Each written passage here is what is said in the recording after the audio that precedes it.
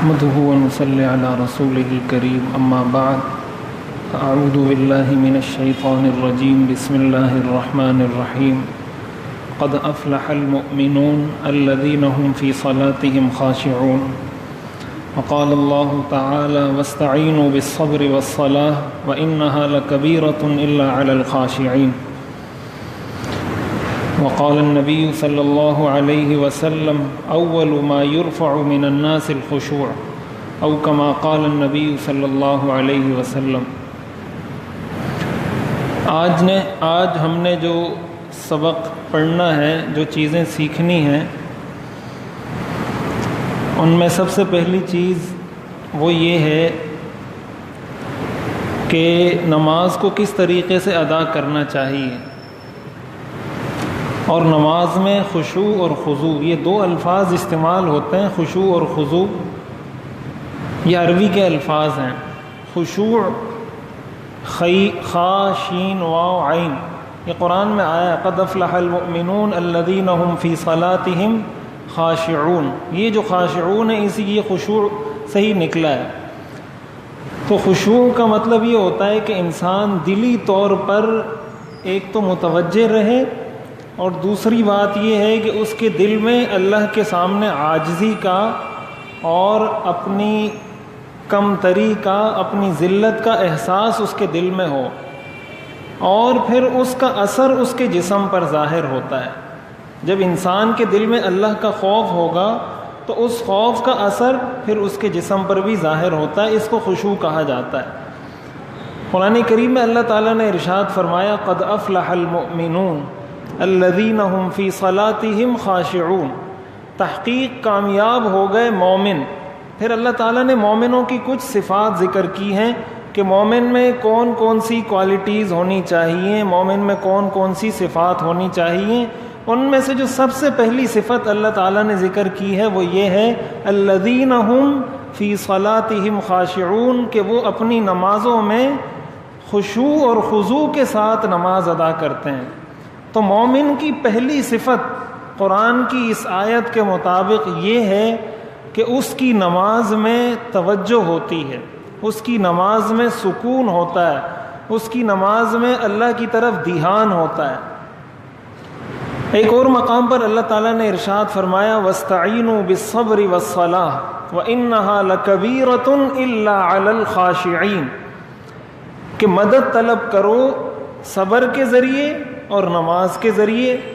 اور پھر آگے اللہ فرماتے ہیں انہا لکبیرۃ، کہ یہ نماز پڑھنا بہت مشکل ہے، عام لوگوں کے لیے یہ نماز پڑھنا بہت مشکل ہے۔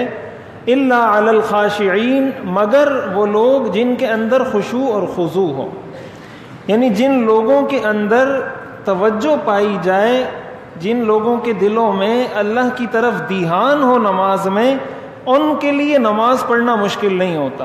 تو اس کے اندر گویا اللہ تعالیٰ نے ہمیں اس چیز کا حل بھی بتایا ہے۔ آج کل لوگ یہی کہتے ہیں نا کہ ہمارے لیے نماز پڑھنا بہت مشکل ہے، فجر میں آنکھ کھلتی ہے پھر بھی اٹھا نہیں جاتا، ہمت نہیں ہوتی، نماز نہیں پڑھی جاتی۔ اس کی بنیادی وجہ کیا ہے؟ دیکھیں، جب انسان اللہ کے سامنے نماز پڑھتا ہے، سجدہ کرتا ہے، تو اگر وہ اس تصور اور اس احساس کے ساتھ یہ نماز پڑھے گا، آواز بہت زیادہ گونج تو نہیں رہی ہے، ٹھیک ہے، اگر وہ اس تصور کے ساتھ نماز پڑھے گا کہ اللہ تعالیٰ میرا خالق ہے، اللہ تعالیٰ میرا مالک ہے، اللہ نے مجھے پیدا کیا ہے اور میری ہر ضرورت کو پورا کرنے والا ہے اور مجھ پر بہت مہربان ہے، جب یہ تصور انسان کے ذہن میں ہو، دیکھیں بچہ پریشان ہوتا ہے نا تو ماں کی طرف وہ دوڑتا ہے، تو ماں کی طرف دوڑنا اس پر بھاری نہیں ہوتا۔ آپ بچے کو تھپڑ لگائیں، وہ فوراً جائے گا اپنے ابو کے پاس، فوراً جائے گا اپنی امی کے پاس۔ اب یہ امی کے پاس جو وہ جا رہا ہے، ابو کے پاس جو وہ جا رہا ہے، اس لیے کہ وہ یہ سمجھتا ہے کہ میرا ابو مجھ پر بہت مہربان ہے، میری والدہ مجھ سے بہت محبت کرتی ہے، تو میں امی کی ان کے پہلو میں چلا جاؤں گا، باپ کے پہلو میں چلا جاؤں گا تو مجھے وہاں سے شفقت ملے گی اور مجھے وہاں راحت اور اطمینان ملے گا، تو وہ دوڑ کے جاتا ہے وہاں پر۔ اس کے لیے یہ مشکل نہیں ہوتا کہ ابھی کون امی کے پاس جائے گا، ابھی کون ابو کے پاس جائے گا. کیوں؟ اس لیے کہ یہ تصور اس کے لاشعور میں بیٹھ گیا ہے، یہ چیز اس کے ذہن میں بیٹھ گئی ہے کہ میرا والد یا میری والدہ مجھ سے محبت کرتے ہیں. اگر یہی تصور ہمارے ذہنوں میں، زبان سے تو ہم کہتے ہیں اللہ تعالیٰ 70 ماؤں سے زیادہ مہربان ہے، لیکن یہ حقیقت اگر ہمارے دلوں میں اتر جائے کہ بھائی مجھے زندگی میں کوئی بھی پریشانی ہو، کوئی بھی ٹینشن ہو، آ کے ذرا اللہ کے سامنے ایک سجدہ کریں، دل سے سارے غم دھل جائیں گے، ساری پریشانیاں ختم ہو جائیں گی. یہ ایک سجدہ جسے تو گراں سمجھتا ہے، 1000 سجدوں سے دیتا ہے آدمی کو نجات. جب ایک اللہ کے سامنے آدمی سر جھکا دیتا ہے، اس کو پھر کسی کے سامنے سر جھکانے کی ضرورت ہی نہیں ہوتی، اس لیے کہ سب کچھ عطا کرنے والی ذات وہ اللہ کی ہے. جب وہ اللہ کے سامنے سر رکھ کے کہہ دیتا ہے سبحان ربی الاعلیٰ، کہ یا اللہ تو ہی میرا رب ہے اور تو ہی سب سے اعلیٰ ہے، تو ہی سب سے بلند ہے، تو اس کا مطلب کیا ہے؟ گویا وہ جس کو کہا جاتا ہے نا زیر لب، اللہ تعالیٰ سے یہ مطالبہ کر رہا ہوتا ہے کہ یا اللہ جب تو میرا رب ہے، تو مجھے پالنے والا ہے اور تو سب سے بلند اور برتر اور بالا بھی ہے، تو میری جو مشکلات ہیں وہ تیرے علم میں ہیں، مجھے جس نے پریشان کیا وہ آپ کو پتہ ہے، میں جن ٹینشن سے گزر رہا ہوں، جن پریشانیوں سے گزر رہا ہوں وہ آپ کو پتہ ہے. جب وہ اس تصور کے سامنے اللہ کے سامنے ایک سجدہ کرتا ہے، اس کا دل مطمئن ہو جاتا ہے کہ اللہ تعالیٰ میرے مسائل کو حل کر کے چھوڑیں گے. لیکن یہ تصور اگر ہمارے دلوں میں پیدا ہو جائے، یہ قرآن کی اس آیت کا مطلب ہے انہا لکبیرۃ الا علی الخاشعین، کہ یہ نماز بہت بھاری ہے. ہاں ان لوگوں پر بھاری نہیں ہے جن لوگوں کے دلوں میں خشوع اور خضوع اور اللہ کی طرف توجہ اور دھیان ہوتا ہے. جس چیز سے آپ کو محبت ہو جاتی ہے نا، وہ کام آپ کے لیے مشکل نہیں ہوتا. اب اگر کسی نوجوان کو کرکٹ کا جنون ہے، کرکٹ میچ دیکھنے کا جنون ہے، اور کوئی کرکٹ میچ ہو رہا ہے اور کوئی دوست اس کو بلائے کہ بھائی میچ ہو رہا ہے آؤ میرے ساتھ، تو اس کے لیے وہاں جانا مشکل نہیں ہوتا، اس کے لیے وہاں جانا مشکل نہیں ہوتا، بڑی خوشی خوشی سے جاتا ہے. 4 گھنٹے میچ چلے، 5 گھنٹے چلے، 6 گھنٹے چلے، وہ پیاسا رہے گا، بھوکا رہے گا، اس کے سر میں درد ہوگا، وہ بیٹھا رہے گا. کس چیز نے اس کو بٹھایا ہے؟ کون سی طاقت ہے جو اس کو بٹھا کر رکھ رہی ہے یہاں پر؟ یہ وہی دل کی توجہ ہے کہ اس کا دل اس کام کی طرف متوجہ ہے. تو اگر ہم اپنے ذہنوں میں یہ بات بٹھا لیں کہ بھائی میری کوئی ٹینشن اس وقت تک دور ہی نہیں ہو سکتی جب تک میں اللہ کے سامنے آ کے اپنا سر جھکاؤں نہیں، جب تک اپنی ناک اللہ کے سامنے رگڑوں گا نہیں، میری کوئی مشکل پوری حل نہیں ہو سکتی، میرے کوئی مسائل حل نہیں ہو سکتے جب تک میں اللہ کے سامنے سجدہ نہیں کروں گا. تو ایک تو ہم اپنے ذہن میں یہ تصور بٹھائیں. ہم جب پڑھتے ہیں الحمدللہ رب العالمین الرحمن الرحیم، تو یہ ہم تھوڑا سوچ کے پڑھیں کہ الرحمن کا کیا مطلب ہے، الرحیم کا کیا مطلب ہے. یعنی اللہ تعالیٰ کی ذات تو وہ ذات ہے جو اپنے فرمانبردار بندوں کو تو کیا، اپنے نافرمان بندوں کو بھی انعامات سے نوازتی ہے. جو لوگ اس دنیا میں اللہ کا انکار کرتے ہیں، کیا اللہ ان کو رزق نہیں دیتے؟ کیا اللہ نے ان کو آنکھیں نہیں دیں؟ کیا اللہ نے ان کو زبان، کان، آنکھ، یہ ساری نعمتیں نہیں دیں؟ کیا ان کو اللہ تعالیٰ رزق نہیں دے رہے؟ کیا ان کو اللہ تعالیٰ نے آسمان کا سایہ اور زمین عطا نہیں کی؟ جتنی نعمتیں ہیں اللہ تعالیٰ نے ان کو عطا کی ہیں.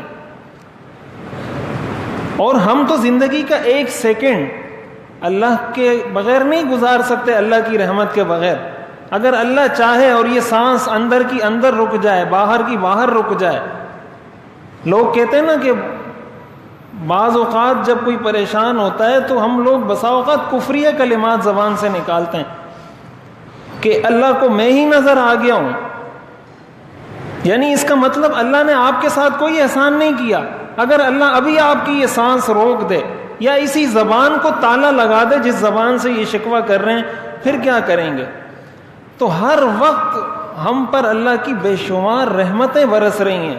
تو ہم اپنے ذہن میں اس چیز کو رکھیں کہ اپنے محسن کا انسان شکریہ ادا کرتا ہے، اور اللہ تعالیٰ کا شکریہ یہی ہے کہ اللہ کے سامنے آ کے سجدہ کرے، اور ظاہر ہے اللہ کے سامنے سجدہ کرنے سے اللہ کی عظمت میں اضافہ نہیں ہوتا۔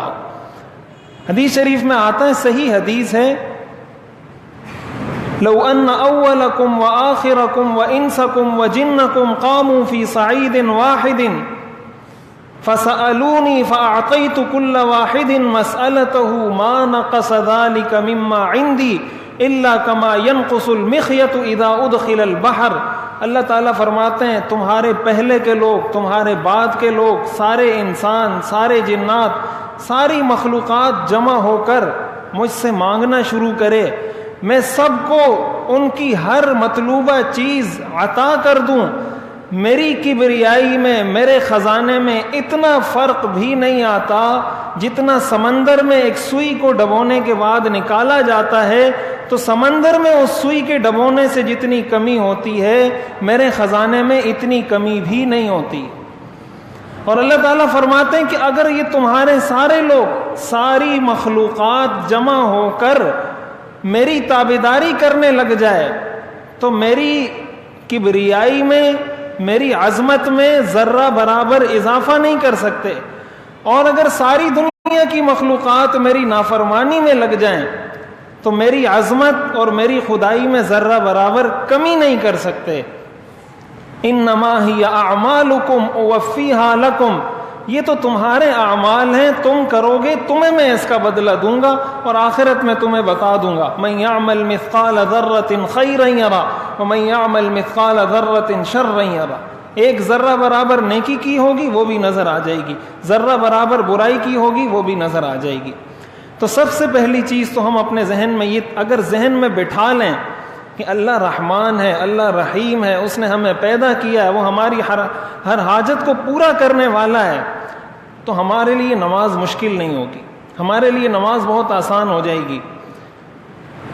اور دوسری بات یہ ہے کہ ایک ہوتا ہے نماز کا پڑھنا، ایک ہوتا ہے نماز کا ادا کرنا، نماز کو قائم کرنا۔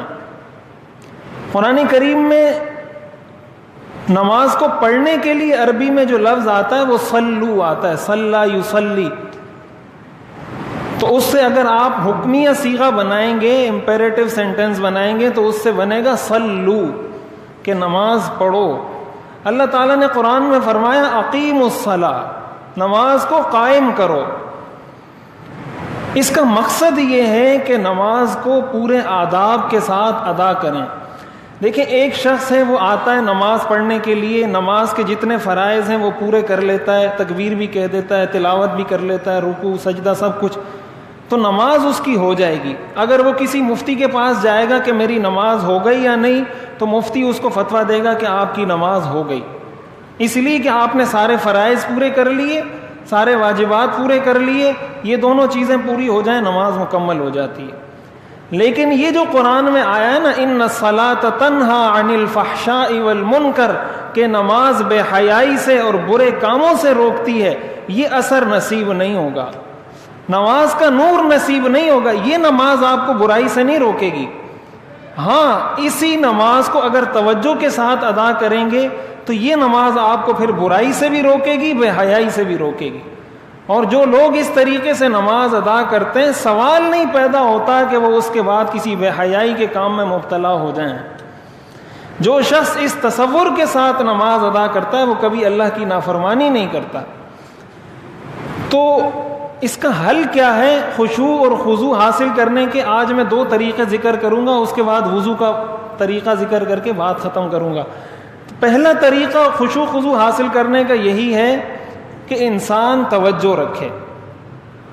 جب انسان مسجد کی طرف آ رہا ہو چل کر، تو اس کو یہ پتا ہو کہ میں اللہ کی بارگاہ میں حاضری دینے جا رہا ہوں۔ جب بادشاہ کے سامنے ہم جاتے ہیں تو کتنی تیاری کر کے جاتے ہیں۔ اگر آج آپ کو فون آ جائے کہ آپ کو وزیر اعلیٰ صاحب نے طلب کیا یا وزیر اعظم صاحب نے طلب کیا ہے، تو آپ کیسے کپڑے پہن کر جائیں گے، کیسی خوشبو لگا کر جائیں گے، کیسی تیاری سے جائیں گے، اور کتنے آداب کا خیال کریں گے، کتنے طریقے سے وہاں بیٹھیں گے۔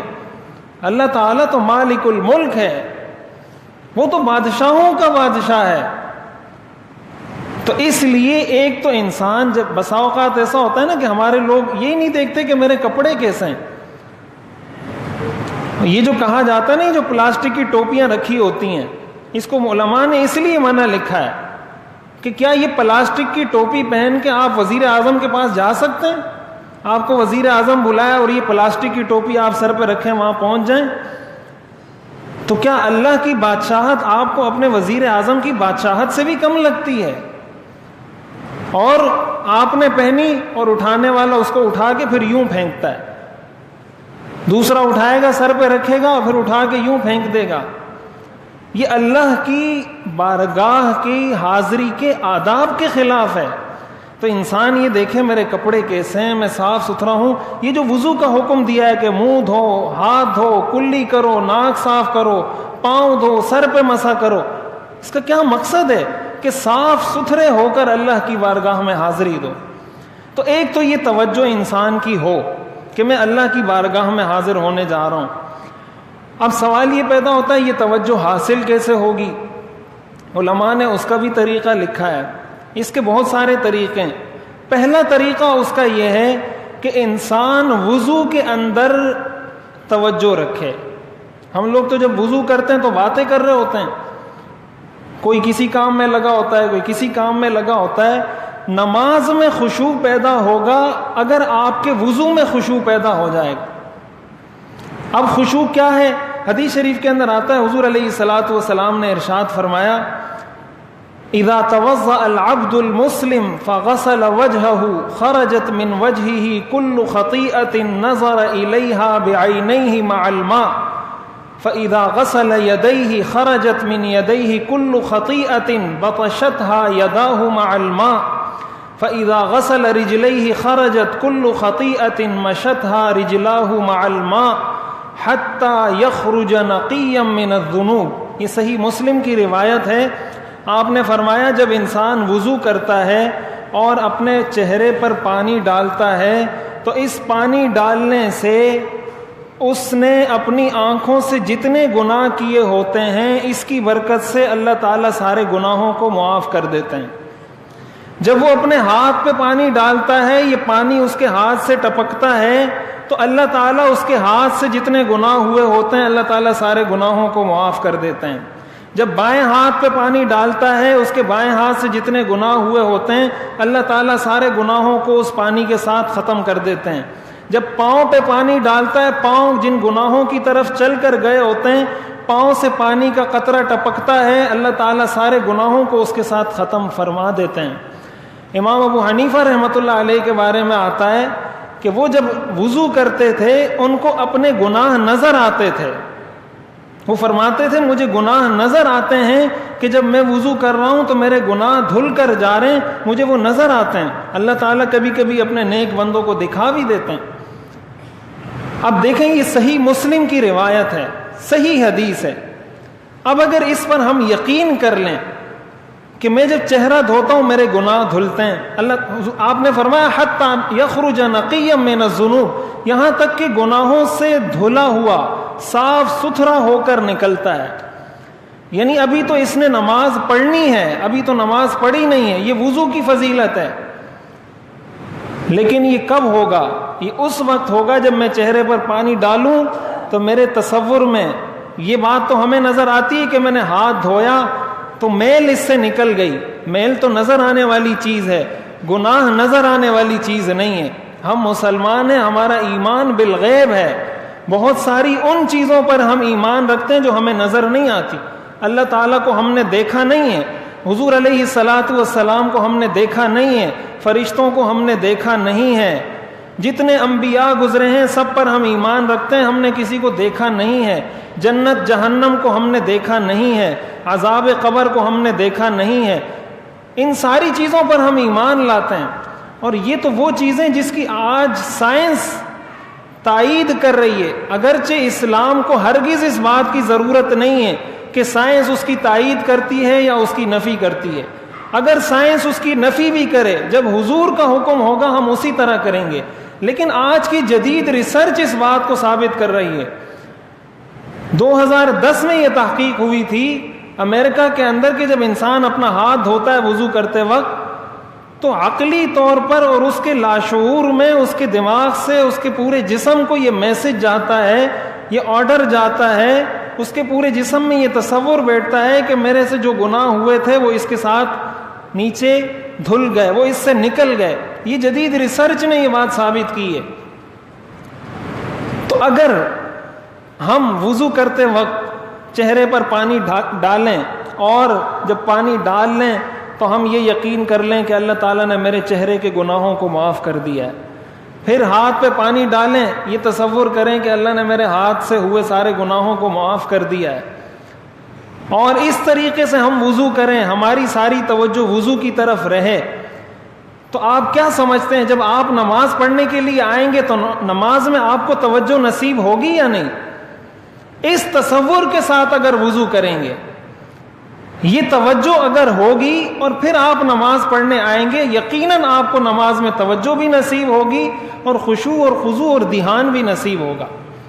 اور پھر وضو کے اندر ہی ایک حدیث کے اندر آتا ہے, حضور علیہ الصلاۃ والسلام نے ارشاد فرمایا, من توضأ فاحسن الوضوء خرجت خطاياه من جسده حتى تخرجت من تحت اظفاره, کہ جب انسان وضو کرتا ہے اور آداب کی رعایت کے مطابق وضو کرتا ہے تو اس کے جسم سے سارے گناہ دھل جاتے ہیں, یہاں تک کہ اس کے ناخن کے نیچے سے جو گناہ ہیں وہ بھی دھل جاتے ہیں. یہ صحیح مسلم کی حدیث ہے. اور اس کے ساتھ ساتھ جو ایک تو ہمارا وضو میں یہ دھیان ہو, یہ خشوع خضوع حاصل کرنے کے میں طریقے بتا رہا ہوں کہ ہمیں یہ توجہ کیسے حاصل ہوگی. تو اس کا پہلا بنیادی گر اور اصول یہ ہے کہ ہم اپنا وضو توجہ سے کریں, وضو میں باتیں نہ کریں, وضو میں اپنی جس کو کنسنٹریشن کہتے ہیں, اپنی توجہ ہے وہ اس پر رکھیں کہ میں وضو کر رہا ہوں اور میرے گناہ دھل رہے ہیں.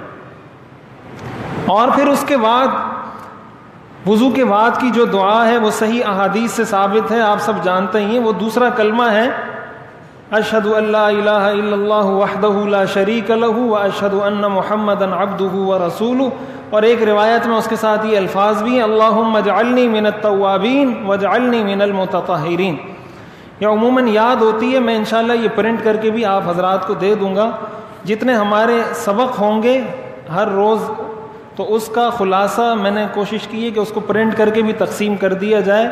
اور اس کا بنیادی مقصد یہ کہ یہ سامنے رہے گا تو توجہ رہے گی, اس کو آتے جاتے دیکھیں, اپنے بچوں کو بتائیں, اوروں کے ساتھ اس کو تھوڑا شیئر کریں, اوروں کے ساتھ ڈسکس کریں. جب انسان بار بار کسی چیز کو دیکھتا ہے, ڈسکس کرتا ہے, کسی اور کے ساتھ شیئر کرتا ہے, اللہ تعالیٰ اس کو خود ہی توفیق عطا فرما دیتے ہیں. ہمارا بھی بنیادی مقصد یہی ہے کہ ہم آپ کے ساتھ شیئر کریں گے, اللہ ہمیں بھی توفیق عطا فرما دیں گے اس کی. تو یہ دعائیں میں کوشش کروں گا کہ اگلے کل کے اس سبق میں انشاءاللہ میں لکھ کے پرنٹ بھی کروا دوں گا. تو یہ جو دعا ہے کہ انسان جب یہ دعا کرتا ہے, حضور علیہ الصلاۃ والسلام نے اس دعا کے بارے میں بھی فرمایا کہ جب انسان یہ دعا کرتا ہے اللہ تعالیٰ اس کے سارے گناہوں کو معاف کر دیتے ہیں. اب دیکھیں اللہ تعالیٰ کی رحمت ہمارے کتنے قریب ہے, کتنے قریب ہے اللہ کی رحمت ہمارے. ہمیں پتہ بھی نہیں ہے, ہمیں پتہ بھی نہیں ہے کہ میں نے چہرہ دھویا تو میرے گناہ دھل گئے, میں نے ہاتھ دھوئے میرے گناہ دھل گئے, اور اللہ تعالیٰ مسلسل ان گناہوں کو دھو رہے ہیں. اگر یہ گناہ دھلتے نہیں اور اس طرح ہمارے نامہ اعمال میں جمع ہوتے رہتے تو آپ کیا سمجھتے ہیں کہ ہماری نیکیاں زیادہ ہیں یا گناہ زیادہ ہیں؟ یہ جو اس امت کے ساتھ اللہ نے خصوصی فضل و کرم کا معاملہ فرمایا کہ اس کی عمر کم ہے لیکن اس کا ثواب بہت زیادہ ہے, اس کی وجہ یہ ہے کہ اللہ نے اپنے فضل کا معاملہ فرمایا ہے. حدیث شریف کے اندر آتا ہے کہ حضور علیہ الصلاۃ والسلام, صحیح حدیث ہے, آپ نے فرمایا کہ آپ نے صحابہ سے پوچھا کہ اگر کوئی شخص ہو اور وہ صبح سے لے کر ظہر تک مزدوری کرے اور مزدور اس کو یہ جو مالک ہے وہ اس کو یہ کہے کہ یہ تمہاری 1 درہم مزدوری ہے. اب مجھے یہ یاد نہیں حدیث میں 1 درہم کا لفظ ہے یا کچھ, لیکن مقصد یہ ہے کہ اس کو بتا دیا کہ یہ تمہاری مزدوری ہے 1 درہم. اس نے کہا ٹھیک ہے. دوسرا مزدور آیا, اس کو کہا کہ تم نے ظہر سے عصر تک مزدوری کرنی ہے اور 1 درہم تمہاری مزدوری ہے. اس نے کہا ٹھیک ہے. تیسرے نے آ کر جب تیسرا آیا اس کو مالک نے کہا کہ تم نے عصر سے مغرب تک ڈیوٹی کرنی ہے اور 2 درہم تمہاری مزدوری ہے. آپ نے صحابہ سے پوچھا ان میں افضل کون ہے؟ صحابہ نے فرمایا ظاہر ہے کہ جو عصر سے مغرب تک اتنا مختصر وقت ہے اس کی مزدوری اتنی کم اور اس کی جو دیہاڑی ہے اس کی جو اجرت ہے وہ ڈبل. آپ نے فرمایا تم سے پہلے جو یہود و نصارہ تھے یہ وہ مزدور تھے جنہوں نے صبح سے ظہر تک اور ظہر سے عصر تک عبادت کی اور مزدوری کی, اور میری امت اس کی مثال ان لوگوں کی ہے جس نے عصر سے مغرب تک مزدوری کی اور اللہ تعالیٰ نے اپنے فضل سے ان کو اضافی اجرت عطا کر دی. اللہ نے پچھلی امت کے ساتھ ظلم نہیں کیا, ان کی اتنی اجرت بنتی تھی اللہ نے دے دی, اور اس امت کے ساتھ اللہ نے فضل کا معاملہ فرمایا کہ تمہاری 1 درہم اجرت بنتی تھی میں تمہیں 2 دے رہا ہوں. تو یہ اللہ تعالیٰ کی رحمت ہے. تو یہ وہ چیزیں ہیں, اس کو اگر ہم سامنے رکھیں. اسی طرح ایک دعا آتی ہے حدیث کے اندر, اللہم اغفر لی ذنبی ووسع لی فی داری وبارک لی فی رزقی, کہ یا اللہ میرے گناہوں کو معاف فرما, میرے گھر میں کشادگی عطا فرما اور میرے رزق میں برکت عطا فرما. آپ وضو کے دوران یہ دعا پڑھا کرتے تھے. اس کے علاوہ بھی بہت ساری دعائیں لکھی گئی ہیں لیکن وہ حدیث سے سنت سے ثابت نہیں ہیں. کوئی پڑھنا چاہے تو سنت سمجھے بغیر اگر پڑھنا چاہے اور دعائیں تو پڑھ سکتا ہے. سنت سے یہ 2 دعائیں ثابت ہیں, اللہم اغفر لی ذنبی ووسع لی فی داری وبارک لی فی رزقی, ایک یہ دعا اور ایک وضو کے بعد کی دعا. اس کے علاوہ جو دیگر دعائیں لکھی گئی ہیں کتابوں میں اس کا پڑھنا جائز ہے, پڑھ سکتے ہیں, لیکن سنت نہیں ہے, حدیث سے صحیح حدیث سے ثابت نہیں ہے. تو ایک تو ہم وضو توجہ سے کریں. جب ہمارا وضو توجہ سے ہوگا ہماری نماز میں آٹومیٹک خشوع اور خضوع اور توجہ پیدا ہو جائے گی. اب اس کے بعد وضو کے فرائض اور سنت اور اس کے احکام, وضو کے چند بنیادی کہ وضو کس طریقے سے کرنا چاہیے. تو وضو کے 4 فرائض ہیں جو سورہ مائدہ آیت نمبر 6 کے اندر اللہ تعالیٰ نے ذکر فرمایا, یا ایھا الذین آمنوا اذا قمتم الی الصلاۃ فاغسلوا وجوہکم وایدیکم الی المرافق وامسحوا برؤوسکم وارجلکم الی الکعبین. اللہ تعالیٰ نے سورہ مائدہ کے اندر یہ 4 فرض ذکر کیے ہیں. اذا قمتم الی الصلاۃ کہ جب نماز پڑھنے لگو, فاغسلوا وجوہکم اپنے چہرے کو دھو لو. تو پورے چہرے پر یعنی پیشانی پر جہاں سے بال شروع ہوتے ہیں وہاں سے لے کر توڑی کے نیچے تک, اور یہ کان کی لو کہلاتی ہے جو نرم حصہ ہے, اس لو سے لے کر اس لو تک, یہ وہ چہرے کا ایریا ہے جس کو وضو میں 1 مرتبہ دھونا فرض ہے. یعنی اگر اس پورے چہرے کو آپ نے 1 مرتبہ دھو لیا اور باقی فرائض پورے کر لیے آپ کا وضو ہو جائے گا. دوسرا فرض ہے وضو کا, وَأَيْدِيَكُمْ إِلَى الْمَرَافِقِ اپنے ہاتھوں کو کوہنیوں تک دھو لو.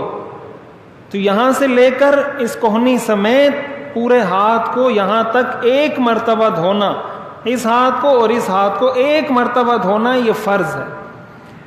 یعنی اگر 1 مرتبہ بھی نہیں دھویا یا 10 مرتبہ دھویا لیکن اس کے اندر کوئی حصہ خشک رہ گیا, چہرے کو آپ نے 10 دفعہ دھویا لیکن کوئی ایک حصہ خشک رہ گیا. یہ جو عورتوں کو کہا جاتا ہے نا کہ یہ جو ناخن پالش لگاتی ہیں, ناخن پالش بولتے ہیں نا اس کو, کیا نیل پالش, وہی ناخن پالش. تو اب اس میں مسئلہ یہ ہوتا ہے کہ اس سے پانی نیچے نہیں پہنچتا, وہ جو پانی ہے وہ ناخن تک نہیں پہنچتا, وہ اوپر سے, جیسے آپ کے ہاتھ پہ ایلفی لگ جاتی ہے, سمت بونڈ لگ جاتا ہے, کوئی ایسی چیز لگ جاتی ہے, تو اس کی جو سطح ہوتی ہے وہ پانی کو نیچے جلد تک پہنچنے نہیں دیتی. اس کا نتیجہ یہ ہوتا ہے جیسے رنگ لگ جاتا ہے, ایلفی لگ جاتی ہے, یہ چیز لگ جاتی ہے, وائٹو ہوتا ہے وہ لگ جاتا ہے, اس سے پانی نیچے نہیں پہنچتا جس کی وجہ سے نیچے کا حصہ خشک رہتا ہے اور وہ عضو نہیں دھلتا. جب نہیں دھلتا تو وضو ہوتا ہی نہیں ہے, جب وضو نہیں ہوگا تو نماز کیسے ہوگی؟ اس لیے عورتوں کو کہا جاتا ہے کہ ان چیزوں سے احتراز کرنا چاہیے کہ اگر آپ نے نماز پڑھنی ہے تو وضو تو آپ نے کرنا ہوگا. اب وضو آپ کیسے کریں گی؟ تو 1 مرتبہ پورے چہرے کو، ایک مرتبہ دونوں ہاتھوں کو، اور پھر 1/4 سر پر مسح کرنا. مسح کہتے ہیں گیلا ہاتھ کسی جگہ پھیرنے کو مسح کہا جاتا ہے. آپ کا ہاتھ گیلا ہے، آپ کہیں اس کو پھیر دیں، عربی میں اس کو مسح کہتے ہیں. 1/4 کا مطلب یہ ہوتا ہے کہ اگر آپ سر کے 4 حصے کریں اور ان 4 حصوں میں سے کسی ایک حصے پر آپ گیلا ہاتھ پھیر دیتے ہیں، فرض مسح پورا ہو جائے گا. اگر آپ نے ایسا نہیں کیا تو آپ کا مسح نہیں ہوا. جب مسح نہیں ہوا نماز نہیں ہوئی. حج کے موقع پر جب خواتین جاتی ہیں تو ہمارے ہاں یہ بھی ایک غلط فہمی پائی جاتی ہے. عورتیں ایک مخصوص اسکارف پہنتی ہیں اور اس اسکارف کے اوپر مسح کر لیتی ہیں. عورتیں یہ سمجھتی ہیں کہ شاید یہ ہمارا احرام ہے اور اس اسکارف کے اوپر مسح کر دیتی ہیں. تو ظاہر مسح نہیں ہوتا. عورت بھی جب مسح کرے گی تو سر کو ننگا کر کے سر پہ مسح کرے گی. تو نہ ٹوپی پہ آپ مسح کر سکتے ہیں، نہ پگڑی پہ کر سکتے ہیں، نہ دوپٹے پہ کر سکتے ہیں، نہ اسکارف پہ کر سکتے ہیں. مسح سر پہ ہی ہوگا. اور چوتھے نمبر پر کہ ٹخنوں سمیت دونوں پاؤں کو 1 مرتبہ دھونا. یہ 4 تو فرائض ہیں: چہرہ، ہاتھ، سر کا مسح اور پاؤں دھونا. یعنی ان میں سے اگر کوئی کام نہ کیا یا کیا لیکن چہرہ، ہاتھ اور پاؤں دھوتے وقت کوئی جگہ خشک رہ گئی تو وضو نہیں ہوگا. یہ بات اچھے طریقے سے یاد رکھیں. اس کے بعد ہم آتے ہیں وضو کی سنتوں کی طرف کہ وضو کا مسنون طریقہ کیا ہے. تو وضو کی ایک سنت تو یہ ہے کہ انسان نیت کرے. وضو کرنے سے پہلے نیت کیا کرے کہ میں یہ وضو اس لیے کر رہا ہوں تاکہ اس کے ذریعے میں نماز پڑھ سکوں، تاکہ اس کے ذریعے میں قرآن کی تلاوت کر سکوں، تاکہ اس کے ذریعے میرے لیے وہ عبادات جائز ہو جائیں، حلال ہو جائیں جو بغیر وضو کے جائز نہیں ہیں. اگر بغیر نیت کے آپ وضو کریں گے وضو ہو جائے گا لیکن وضو کا ثواب نہیں ملے گا. کیوں؟ انما الاعمال بالنیات. اعمال کا جو ثواب ہے اس کا دار و مدار نیت پر ہے. اگر آپ نے ویسے ہی وضو کر لیا، کچھ نیت ہی نہیں ہے. اور ظاہر ہے کہ انسان جب وضو کرتا ہے تو اس کی نیت ہوتی ہے. نیت کے بارے میں ہمارے ہاں یہ بہت بڑی غلط فہمی پائی جاتی ہے کہ لوگ کہتے ہیں کہ زبان سے نیت کیسے کریں. اب نماز میں آئیں گے تو کوئی پوری ایک گردان یاد کی ہوتی ہے. میں نماز پڑھتا ہوں، منہ میرا قبلہ شریف کی طرف، اس امام کے پیچھے اللہ کی رضا کے لیے 2 رکعت فرض، اللہ اکبر. اتنی دیر میں امام رکوع سے بھی اٹھ جاتا ہے، وہ پریشان کھڑا رہتا ہے، اس کی نیت پوری نہیں ہوتی. تو نیت زبان سے بولنے کو نہیں کہتے، نیت کہتے ہیں دل کے ارادے کو. عید کی نماز ہوتی ہے تو لوگ باقاعدہ مطالبہ کرتے ہیں کہ امام صاحب عید کی نماز کی نیت کا طریقہ بتاؤ. تو نیت کا کیا مطلب؟ نیت آپ جب گھر سے چل کر آئے ہیں، کیا کرنے آئے ہیں؟ آپ عید کی نماز پڑھنے آئے ہیں تو بس آپ کی نیت ہو گئی. آپ جب گھر سے مغرب کی نماز پڑھنے آ رہے تھے، آپ کیوں آ رہے تھے؟ اسی لیے آ رہے تھے کہ مغرب کی نماز پڑھنی ہے. آپ آئے، اللہ اکبر، نماز شروع کر دیں. زبان سے کوئی کہتا ہے تو کہنا جائز ہے، ناجائز نہیں ہے، لیکن یہ ضروری یا کوئی ایسی کوئی چیز نہیں ہے کہ انسان اس کو اپنے سر پہ سوار کر کے پریشان ہوتا پھرے. تو وضو کی نیت کا بھی یہی مطلب ہے کہ انسان جب وضو کرتا ہے اس کی یہی نیت ہوتی ہے کہ میں نے نماز پڑھنی ہے. لیکن تھوڑا سا توجہ سے کہ جب وضو میں ہم یہ تصور بھی پیدا کریں گے کہ میرے گناہ دھل رہے ہیں تو نیت خود بخود ہماری ہو جائے گی. اسی کے ساتھ ساتھ بسم اللہ پڑھیں. ہر اچھے کام سے پہلے بسم اللہ پڑھنی چاہیے، اور کوئی ناجائز اور حرام کام ہے اس سے پہلے بسم اللہ پڑھنا ناجائز اور حرام ہے. یعنی اگر کوئی چوری کرتے ہوئے بسم اللہ پڑھے گا یہ حرام ہے. علماء نے لکھا ہے اس سے اس شخص کے کفر کا اندیشہ ہے. اس لیے کہ حرام کام اور ناجائز کام میں بسم اللہ پڑھنے کا کیا مطلب؟ یعنی اللہ تعالیٰ نے فرمایا کہ یہ کام حرام ہے اور آپ شروع کرتے ہوئے کہہ رہے ہیں کہ میں اللہ کے نام سے شروع کرتا ہوں. یہ اللہ کے نام کا مذاق ہے. یہ تو جو جائز کام ہے یا اچھے کام ہے اس کے آغاز میں بسم اللہ پڑھنی چاہیے. اسی طرح وضو سے پہلے دونوں ہاتھوں کو، اس کو گٹھے کہا جاتا ہے، کہ دونوں ہاتھوں کو گٹھوں تک دھو لیں. دونوں ہاتھوں کو پہلے دھو لیں یہاں تک، اور اس کے بعد کلی شروع کریں، اس کے بعد ناک میں پانی ڈالیں، یہ شروع کریں. اسی طرح کلی کرنا یہ بھی سنت ہے. کلی کہتے ہیں منہ میں پانی ڈالنا. یعنی اگر کلی کسی نے نہیں کی تو اس کا وضو ہو جائے گا لیکن یہ سنت اس کی رہ جائے گی. اور 3 مرتبہ کرنا یہ سنت ہے. اور کلی کا مطلب یہ ہوتا ہے کہ انسان پانی منہ میں ڈالے تو اچھے طریقے سے پانی کو منہ میں ہلائے تاکہ جو بھی چیزیں ہیں اس کے منہ میں، ذرات ہیں کھانے کے، جو بھی چیزیں وہ اس پانی کے ساتھ نکل جائیں، تاکہ نماز میں وہ پھر کوئی چیزیں چباتا نہ رہے، اس کی نماز میں توجہ منقسم نہ ہو۔ اسی طرح ناک میں پانی ڈالے اور ناک کو جھاڑ کے صاف کرے تاکہ وہ بھی اس کو نماز میں تنگ نہ کرے۔ تو 3 مرتبہ کلی کرنا، 3 مرتبہ ناک میں پانی ڈالنا، یہ بھی سنت ہے۔ مسواک حضور علیہ الصلاۃ والسلام کی زندگی کی مستقل سنت ہے۔ آپ علیہ الصلاۃ والسلام دن میں کئی مرتبہ احادیث میں آتا ہے کہ جب آپ سو کر اٹھتے تھے مسواک کرتے تھے، جب آپ کھانا کھاتے تھے مسواک کرتے تھے، کھانے کے بعد مسواک کرتے تھے، نماز سے پہلے مسواک کرتے تھے، وضو سے پہلے مسواک کرتے تھے، رات کو سوتے ہوئے مسواک کرتے تھے، صبح اٹھتے مسواک کرتے تھے۔ بار بار آپ کی اگر آپ زندگی میں دیکھیں، قدم قدم پر آپ مسواک فرمایا کرتے تھے۔ تو مسواک اپنی جیب میں رکھنی چاہیے، اور اس کی جو فضیلت اور اس کی جو اہمیت ہے وہ آپ نے وقتاً فوقتاً سنی ہوگی، تعلیم میں، بیانات میں آپ نے سنی ہوگی۔ یہ بھی سنت عمل ہے۔ اسی کے ساتھ ساتھ ہاتھوں کی انگلیوں سے، یعنی جب آدمی وضو کر رہا ہے تو ہاتھوں کی انگلیوں کا خلال کر لے، مقصد یہ ہو کہ پانی اگر کہیں نہیں پہنچا تو پہنچ جائے۔ دیکھیں، اگر آپ کو یہ اندیشہ ہے کہ میری انگلی کے اندرونی حصے تک پانی نہیں پہنچا، اس صورت میں خلال کرنا فرض ہے۔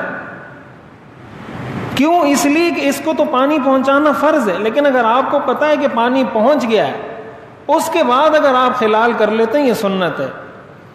تو خلال اس وقت سنت ہے جب آپ کو یہ یقین ہو کہ پانی پہنچ گیا ہے، پاؤں کی انگلیوں میں بھی پہنچ گیا ہے، ہاتھ کی انگلیوں میں بھی پہنچ گیا ہے، اس کے بعد آپ خلال کر لیں، پاؤں کی انگلیوں کا بھی اور ہاتھ کی انگلیوں کا بھی۔ تو یہ سنت عمل ہے، اور اس کے ظاہر اجر ہے، حضور علیہ الصلاۃ والسلام کی سنت ہے، آپ اس طریقے سے کیا کرتے تھے۔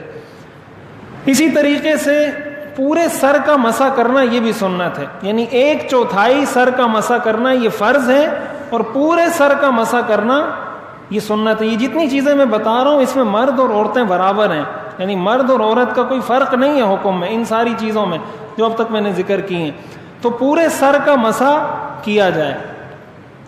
اسی طرح کانوں کا مسح کرنا، کان کا مسح کیا جائے۔ یہ جو انگلی ہے، آتا ہے کہ اس کو آپ کانوں کے سوراخ میں ڈالیں اور تشہد کی انگلی سے آپ ہاتھ پھیر دیں کان میں، اور اس کے ذریعے آپ کان کی پشت پہ مسح کر لیں۔ یہ سنت عمل ہے۔ اگر کسی وجہ سے چھوٹ جائے، وضو ہو جائے گا، نماز پہ اثر نہیں پڑے گا، لیکن سنت کا ثواب نہیں ملے گا۔ اسی طرح گردن کا مسح کرنا، گردن اس کو کہا جاتا ہے، نہ یہاں کا مسح کرنا ہے، نہ یہاں پیچھے پشت کا گدی کا مسح بھی نہیں کرنا، نہ یہاں کا مسح کرنا ہے، یہاں کا مسح کرنا ہے، نہ گدی کا مسح کرنا ہے اور نہ حلق کا مسح کرنا ہے، مسح یہاں کا کرنا ہے۔ یہ بھی سنت عمل ہے۔ اسی طرح جتنے اعضاء کو دھونے کا حکم ہے، سارے اعضاء کو 3 مرتبہ دھونا، یہ بھی سنت ہے۔ یعنی چہرے کو آپ نے 1 مرتبہ دھویا، فرض ادا ہو گیا، 3 مرتبہ دھوئیں گے تو سنت ادا ہو جائے گی۔ اسی طرح پے در پہ وضو کرنا۔ پے در پہ وضو کرنے کا مطلب یہ ہے کہ ایسا نہیں ہے کہ انسان چہرہ دھوئے اور اس کے بعد کسی سے باتیں شروع کر دے اور چہرہ خشک ہو جائے اس کے بعد ہاتھ دھوئے۔ یہ بھی سنت عمل ہے کہ مسلسل وضو کریں۔ اگر کوئی پے در پہ نہیں دھوتا اور وقفے وقفے سے دھوتا ہے، وضو اس کا بھی ہو جائے گا، وضو اس کا بھی ہو جائے گا، لیکن سنت کا ثواب اس کو نہیں ملے گا۔ اور اسی طرح اعضاء کو مل کر دھونا، کہ انسان جب وضو کرے تو اعضاء پہ تھوڑا ہاتھ بھی پھیرے تاکہ وہ پانی اس کی جلد تک اچھے طریقے سے پہنچ جائے۔ تو یہ ساری چیزیں ہیں، یہ تقریباً 15 چیزیں جو میں نے ذکر کی ہیں، یہ ساری وضو کی سنتیں ہیں۔ تو اگر دیکھیں نماز میں خلاصہ بیان کرتا ہوں، نماز میں اگر ہم توجہ حاصل کرنا چاہتے ہیں، اس کا طریقہ یہ ہے کہ وضو میں توجہ ہو۔ وضو میں توجہ حاصل کرنے کے یہ چند طریقے ہیں۔ نمبر 1 کہ انسان اس تصور کے ساتھ وضو کرے کہ میرے اعضاء سے سارے گناہ دھل رہے ہیں۔ نمبر 2 سنت کا اہتمام کرے، یعنی ان ساری سنتوں کا اہتمام کرے۔ کیوں؟ اس لیے کہ سنت کا اپنا نور ہوتا ہے، وہ نور ہمیں نظر نہیں آتا، لیکن اس کی نورانیت انسان کی روح میں، انسان کے دل میں منتقل ہوتی ہے۔ تو سنت کا اہتمام کرے۔ اور تیسرے نمبر پر مسنون دعاؤں کا اہتمام کرے۔ کہ وضو کے بعد جو دعا پڑھی جاتی ہے، وضو کے درمیان جو دعا پڑھی جاتی ہے جو میں نے بتائی، اس دعا کا اہتمام کرے. اور چوتھے نمبر پر پانی ضائع کرنے سے بچے. حدیث شریف میں آتا ہے کہ اگر تم جاری نہر پر بھی بیٹھے ہوئے ہو تو اسراف کرنا جائز نہیں ہے.